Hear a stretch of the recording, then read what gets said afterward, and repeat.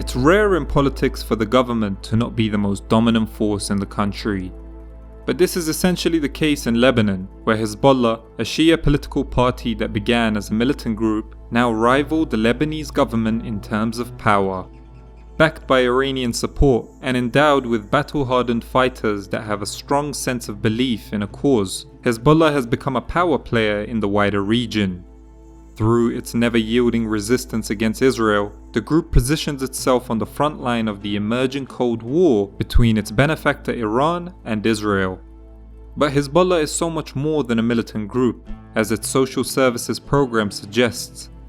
Even though it was created to serve the Lebanese Shia, it enjoys popularity amongst various other religious groups in the country. In order to understand them better, we need to delve into their roots on the chaotic battlefields of the Lebanese Civil War, which molded Lebanon as we know it today.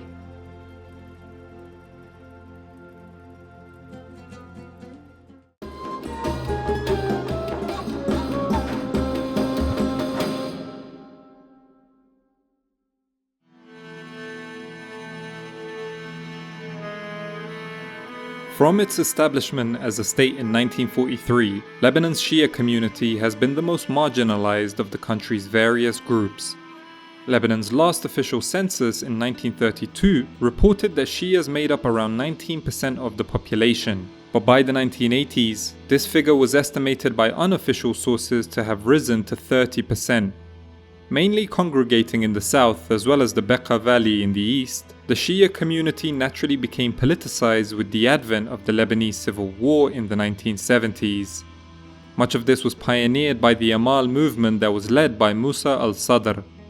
One interesting thing to note is the international links that the Lebanese Shia have with the wider region. Al-Sadr, for example, was born in Iran, where he spent 25 years before studying in Iraq for a number of years. This will help to understand why Hezbollah's current close links with Iran is such a natural relationship. Hezbollah began in 1982 as a loose amalgamation of smaller Shia groups centered in the Beqa Valley. In its early days, Hezbollah operated as an umbrella movement for Shia militias that shared strategic goals. Much of its early membership, including its two founders, Abbas al-Musawi and Subi al-Tufayli, had come from disgruntled members of Amal. Both men had studied in Najaf at the same time as Ayatollah Khomeini was exiled there. Revolutionary Shi'ism at the time was saturated with an emphasis on resistance to persecution and martyrdom. Subsequently, the ideological outlooks of both the Islamic Republic of Iran and Hezbollah come from the same root of thinking. This helps to contextualize why the two have such close links today. It's not because Hezbollah is a puppet of Iran's and has little sovereignty, rather, they share the same origin and strategic goals, creating some sort of an intuitive understanding between the two. Hezbollah was formally announced to the world in 1985, but many had already become familiar with the group by this point. The Islamic Jihad Organization, or IJO, had carried out high-profile attacks, namely the 1983 bombing of the US Embassy and subsequent attacks on the US and French barracks later that year, both in Beirut. Also in the 1980s, there was a hostage crisis where over 100 foreign targets were abducted. The IJO was later assimilated within Hezbollah, and its leader, Imad Mughniya, would eventually become Hezbollah's chief of military affairs. And in the case of the kidnappings, although Hezbollah publicly denied involvement, it is widely believed to have been behind them, largely because the IJO was instrumental in many of these kidnappings. Hezbollah's main aim from the start revolved around expelling foreign forces from Lebanon. This applied chiefly to two countries, America and Israel. The former had intervened along with a number of other European countries to form the MNF in 1982, which was created in the first place as a reaction to Israel's invasion of Lebanon that year. By 1984, the MNF were forced out of the country. The Israelis also pulled out of Beirut and much of Lebanon by 1985, but continued to occupy southern Lebanon in the aim of establishing a security zone that would protect its northern frontier. This occupation was essentially how Hezbollah made its name. For the next 15 years, it fought against the Israeli army and its Christian militia proxy, the South Lebanon Army. In addition, the militant group also fought against other Lebanese factions. From 1985 until 1988, Hezbollah fought on the side of the Palestinian Liberation Organization against Amal in what is referred to as the War of the Camps. In this sub-conflict, Hezbollah was pitted against its future ally Syria, who actually played a prominent role in the Lebanese civil war, controlling much of the eastern part of the country, including the Bekaa Valley where Hezbollah was first formed. In the final years of the civil war, Hezbollah and Amal went to war again in what is now known as the War of Brothers. But this ended in 1990 and the two groups reconciled under the auspices of their respective sponsors, Syria and Iran, two countries who were already building budding relations with each other starting in the 1980s. The group etched a name for itself during the civil war through its fighters' determination and discipline on the battlefield. Even at this early stage, Hezbollah was aided by Iran, with the IRGC sending advisors to the Bekaa Valley to train and equip the group. This alliance was a no-brainer, both being 12 Shias and both belonged to an ideological background that was rooted in the Shia seminaries of Iraq and Iran. Hezbollah's current dominance cannot be understood without recognizing its close ties with the Ayatollah's regime in Iran. By the end of the 1980s, the Lebanese civil war was drawing to a conclusion. The Taif Agreement of 1989 signaled the beginning of the end, with all fighting ceasing by January 1991. The various factions and militias agreed to put down their arms as Lebanon finally embraced peace. Only one group defiantly refused to disarm: Hezbollah.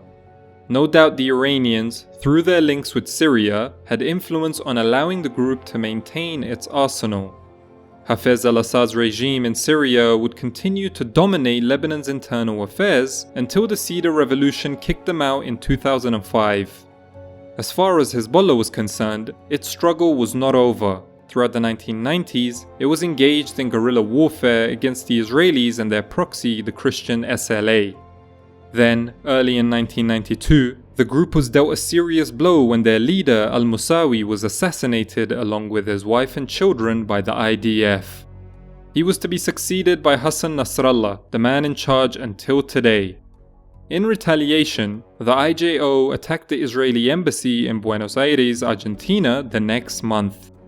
2 years later, Argentina was once again the site of a massive attack. The AMIA bombing targeted a Jewish community center.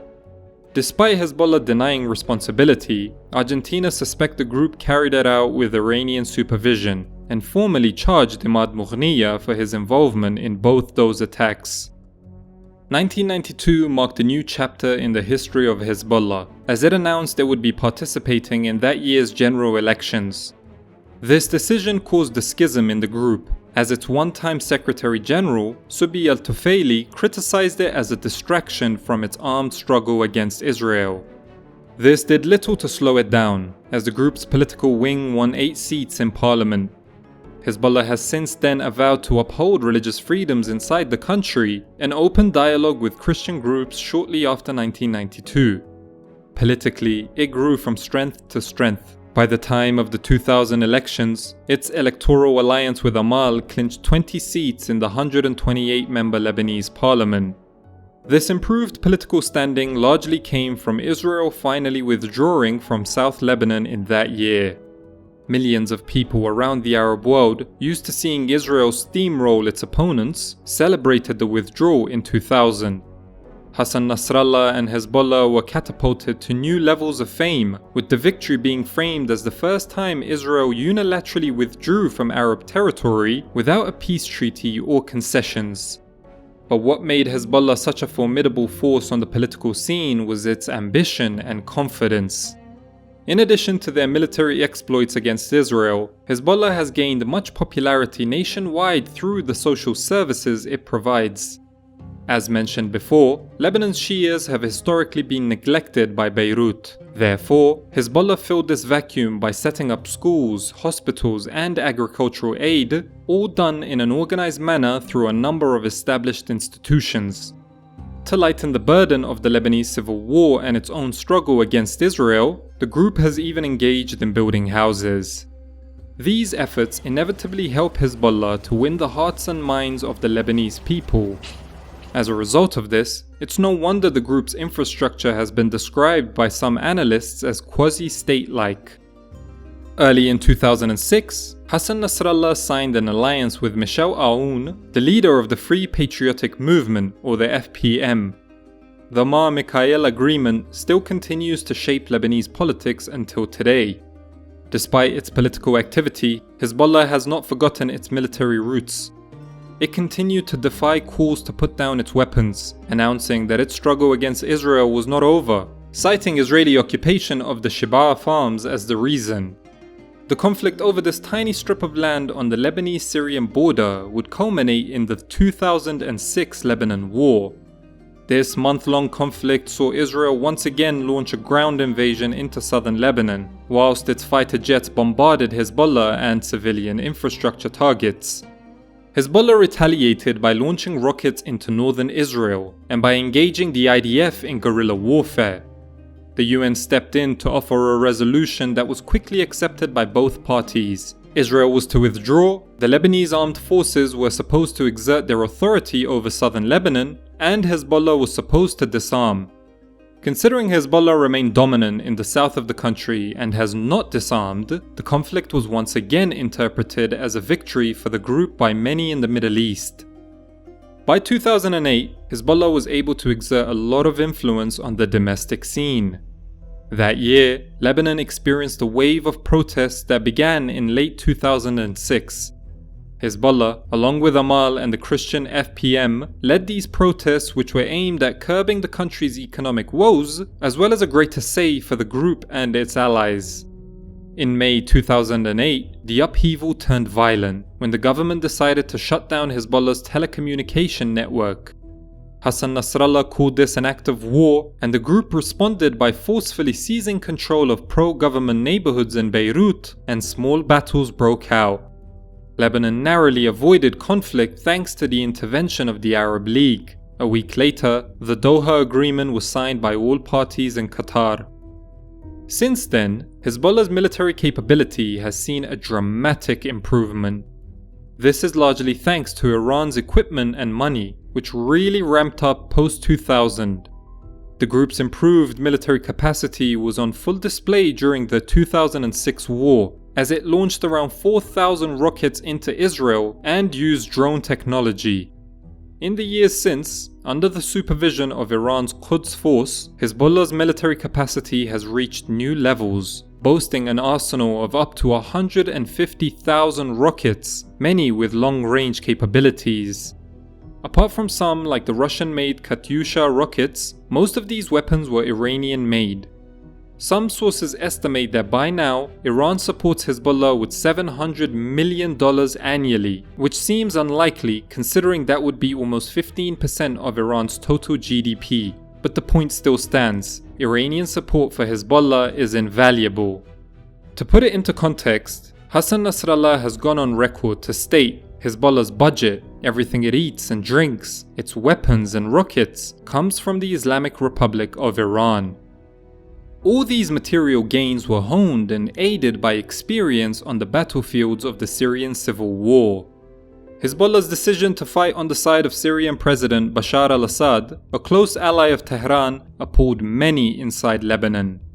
The group had championed itself as a resistance movement that fought against injustice, but now seemed to serve the cause of tyranny. For Hezbollah, they almost had no choice. Iran was deeply invested in upholding Assad's regime, which was a vital conduit of arms for the group. The combat experience gained from the conflict was very helpful for Hezbollah. By serving mainly as frontline advisors, they gained greater knowledge on military structure and organization. They would have also gained exposure to sophisticated Russian military doctrine, as the Russians were also in Syria trying to prop up Assad's regime. All this military capability and experience have experts questioning which is a more potent military force, the Lebanese army or Hezbollah. Both internally and externally, Hezbollah are well positioned to take advantage of current developments in the region. It is currently part of the March 14th alliance, which holds 16 of the 24 cabinet positions, at a time when Lebanon is going through massive socio-economic upheaval. More importantly, with regional tensions flaring, Iran's axis of resistance is putting the pressure on Israel. Within the last year, the three Iranian-backed groups, Hamas in Palestine, the Houthis in Yemen, and Hezbollah in Lebanon, have all stepped up their attacks on Israel. If a conflict breaks out between Iran and Israel, Hezbollah will undoubtedly play a key role in how that war develops.